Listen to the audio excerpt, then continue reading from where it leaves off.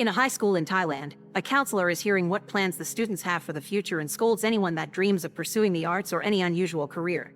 When it's Cao's turn, he explains he wants to be a professional stacking player, but the counselor scolds him as well, telling him that kind of activity has no future. Cao doesn't care about what she thinks though, and when he returns to the classroom, he keeps on practicing. At that moment, his classmate Jay enters the classroom to take care of the plants, and Cao's surprised to hear Jay trying to chat with him because he's usually ignored for being a weirdo. Jay explains she's also a weirdo and shows her support for Cao's dream because she doesn't have a big dream like him. She only wants to graduate and start a family. Over 10 years later, Cao has become a professional stacking player, impressing even kids in other countries with his amazing speed. He's still friends with Jay, and one day, he finally asks her out, wondering if she would support him while he practices to get the best national record. Jay feels that she isn't anything special because she didn't go to college, so supporting Cao could make her be part of something big. With Jay's support, Cao begins winning more competitions, but he's far from the record yet. He's also not earning any money from those wins, but if he keeps growing, he may get a sponsor someday. Cao is still living with his mother and he should be helping with her shop, but Jay's the one that takes over all his chores so he can concentrate on his training. Eventually, conditions at his mother's house become too distracting for him to concentrate, so Cao asks Jay to get a house together and split the mortgage. Jay has some savings and Cao could borrow money from his mom. At first Jay thinks this is moving too fast, but seeing Jay getting better times every week and finding a house with a beautiful bedroom for children makes her accept. When they move to the new place though, Cao doesn't understand what that bedroom is for because they aren't having babies, and a disappointed Jay allows him to keep it as his practice room. To help with the expenses, Cao takes up a job teaching about stacking to kids in a school. Jay keeps her regular job at an accounting firm and is in charge of all the chores in the house. She also takes care of her precious plants. Cao needs the perfect environment at all times, so Jay tries to make no noise at all and leaves bottles of water outside the practice room. Cao does get a new record nationally and things calm down for a while, but a year later, it's announced that the next world competition will be online and the winner can go play in the USA. Cao becomes extra obsessed with training again, and Jay gets a power from an attorney so she can take all the house decisions without needing to interrupt him. She's actually not interested in going to the USA, but she thinks supporting Jay is more important, even if her best friend Yam scolds her when she notices how stress is affecting Jay's mood. One afternoon, Jay's out shopping when she sees a baby store and can't stop herself from buying a few things. When she tells Yam about this later, Yam scolds her again, reminding her that she's already 30 and her dreams matter too, meaning she should talk to Cao. Meanwhile, Cao continues his classes at school, although he doesn't have many students. A little girl called Pai Lu keeps talking to him rather disrespectfully, but Cao plays along for the sake of the job.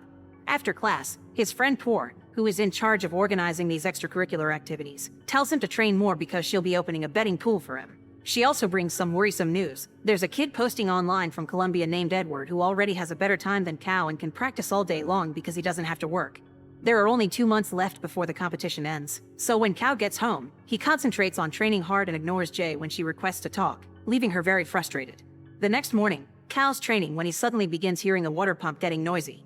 He asks Jay to fix it, but she doesn't reply, and Cao has to leave the room to find a huge surprise. The bottles haven't been refilled and the closet's empty, meaning Jay has finally gotten tired and left.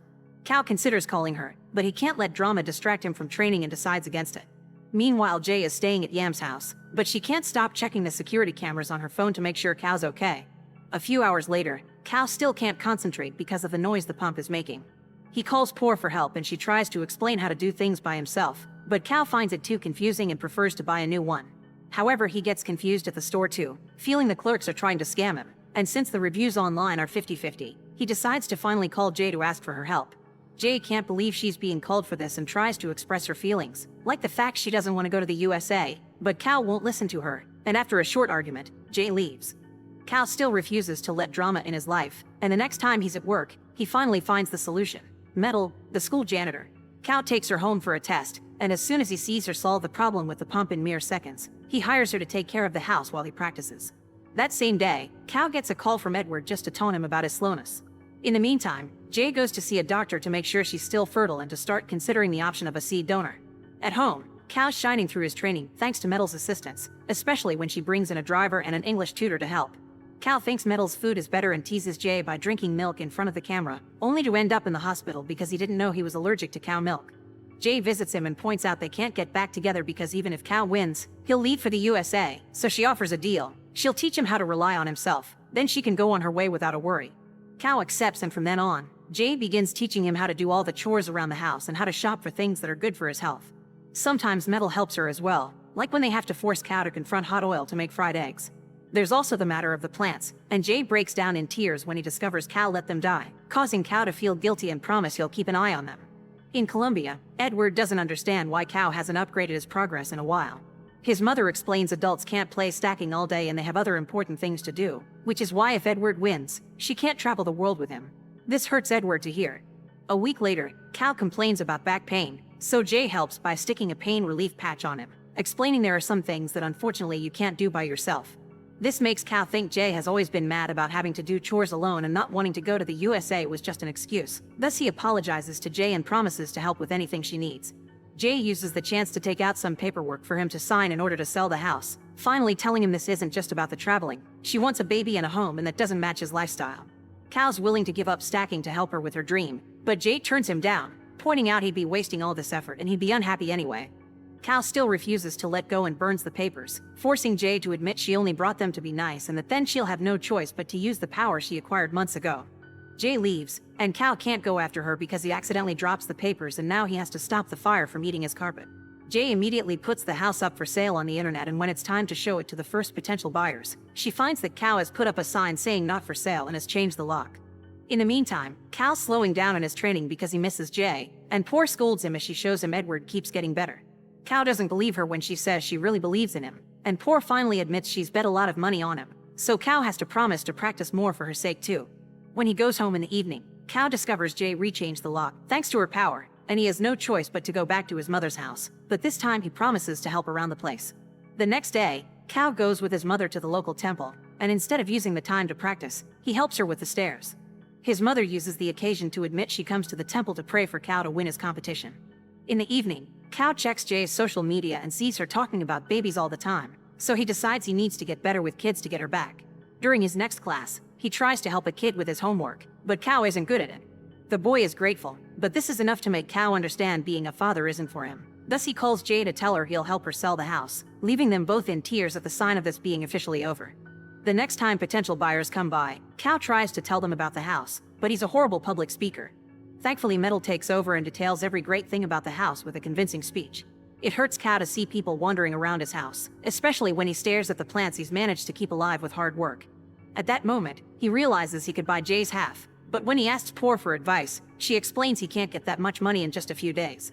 This means Cal has to concentrate on winning the competition and getting the prize money. The next time Edward calls him, Cal quickly hangs up on him not to be bothered. While Jay begins looking for a place of her own, Cal keeps giving classes, but he's lonely and tired, so he barely teaches the kids anything. After class, Pai Lu stays to admit she knows what he's going through because she overheard him talking to Poor and tries to show him there's still hope by playing a video of herself playing stacking with an excellent record time. She isn't interested in competing because this is just a hobby for her, thus Cal convinces her to teach him how to be faster. With only 2 weeks left before the competition, Pai Lu begins visiting Cal at his house to train him, but they're constantly interrupted by things that need to be done around the house, like when Metal finds a snake and Cal has to call animal services. Cal explains to Pai Lu that adult life is full of responsibilities and he can't play all day long like her or Edward, but Pai Lu quickly points out this could be a team sport if he lets others help him. His mother, Metal, and Poor show up and accept to be his defense line while he trains, helping with every little detail that even including freeing some cows to get holy merit. When there are only 3 days left, the power goes out because Cal forgot to pay the bills, so he has to spend almost the whole day trying to find where to pay his debt. He manages to get the power back, but as soon as he gets home, Jay calls him to remind him today is the last day to buy mutual funds for a tax rebate. Cal thinks he won't be able to make it, but the driver and the English tutor show up to rush him to the bank and guide him through the process. At the end of the day, Cal's exhausted and he tells Pai Lu he doesn't think he can beat his record in this condition. This prompts Pai Lu to finally share her secret. When she beat her record at home, she was hearing her parents argue in the living room. The stress pushed her to keep playing to forget about everything else. Cal wonders where he can find that amount of stress when suddenly, he gets a call from the last couple that visited the house saying they'd decided to buy. Then he calls Jay to give her the news, and Jay accepts to take care of it, so it isn't necessary for him to come to the land office too. This whole deal leaves Cal in a horribly stressful mood and he channels it into his next practice, managing to break the highest record and upload the video to the competition website right before the timer ends. In Colombia, Edward achieves even a better time, but he hesitates in front of the computer. Sometime later, Cal shows up at the land office for the sale of the house. Jay congratulates him for winning the competition, and Cal tells the buyers to leave before telling Jay that he wants to use the prize money to buy her half of the house. Even if they can't get back together, Cal wants to keep their memories and invites Jay to come by whenever she wants. Jay isn't sure they'll ever see each other again but appreciates the gesture, and the pair signs the papers before going their separate ways for good this time. In Colombia, Edward's mother wonders why he didn't upload his winning record, and he explains he didn't want to travel without her by his side.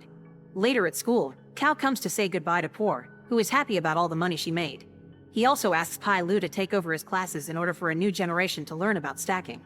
Afterward, he takes Metal to his mother's shop so she can help her while he's gone. During his last days in Thailand, Cal makes sure to do all the chores himself and to water Jay's plants in her memory. Make sure to subscribe and turn on notifications so you can watch more videos like this. Thanks for watching.